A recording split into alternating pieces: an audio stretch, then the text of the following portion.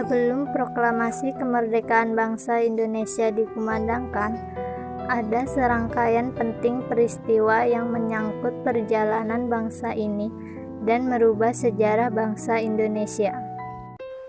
Pada tanggal 14 Agustus 1945, pasukan Jepang menyerah tanpa syarat kepada pihak sekutu. Berita ini diketahui oleh kalangan pemuda bangsa Indonesia di Bandung pada 15 Agustus 1945.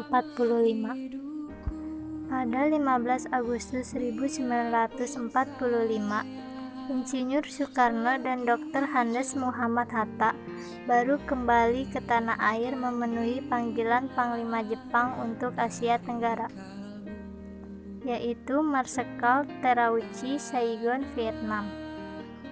Dari sinilah terjadi pro dan kontra tentang proklamasi kemerdekaan Indonesia. Golongan muda ingin cepat-cepat dilaksanakannya proklamasi kemerdekaan Indonesia, karena hal ini merupakan hak dan masalah rakyat Indonesia sendiri tanpa bergantung pada negara atau bangsa yang lain.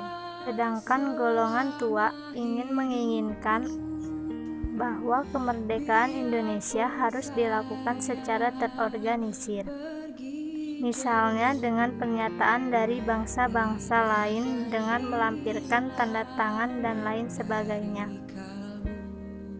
Perbedaan pendapat ini membuat para golongan muda melakukan penculikan yang dilakukan oleh sejumlah pemuda yang dikomandoi oleh Sukarni, Wikana, dan Khairul Saleh dari perkumpulan Menteng 31 untuk membawa Soekarno-Hatta yang termaksud golongan tua pada saat itu menuju Rengas Dengklok, tepatnya jauh dari Jalan Raya Utama Jakarta Cirebon pada 16 Agustus 1945. Hal ini dilakukan agar mereka jauh dari pengaruh pemerintah pendudukan Jepang. Pada saat itu di Jakarta terjadi pula perundingan antara Ahmad Subarjo yang mewakili golongan tua dengan Wikana yang mewakili golongan muda. Akhirnya tercapai kesepakatan bahwa kemerdekaan Indonesia, proklamasi kemerdekaan Indonesia harus dilaksanakan di Jakarta. Akhirnya Soekarno dan Hatta dijemput di Rengas Dengklok dan naskah proklamasi akhirnya dirumuskan oleh Insinyur Soekarno, Dr. Andes Muhammad Hatta, dan Ahmad Subarjo. Banyak pertimbangan sebelum tercapainya kata sepakat mengenai kepastian isi dari naskah teks proklamasi. Setelah disepakati, selanjutnya Sajuti Melik yang mengetik sesuai dengan naskah yang telah mengalami berbagai perubahan yang akhirnya disepakati tersebut.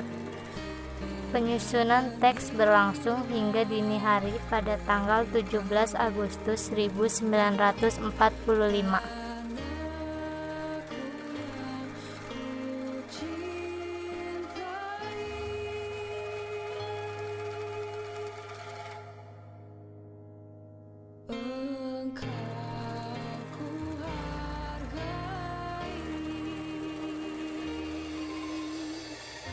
Yang memerah darah, yang memutih tulang, kerinduan untuk Indonesia empatku berpulang.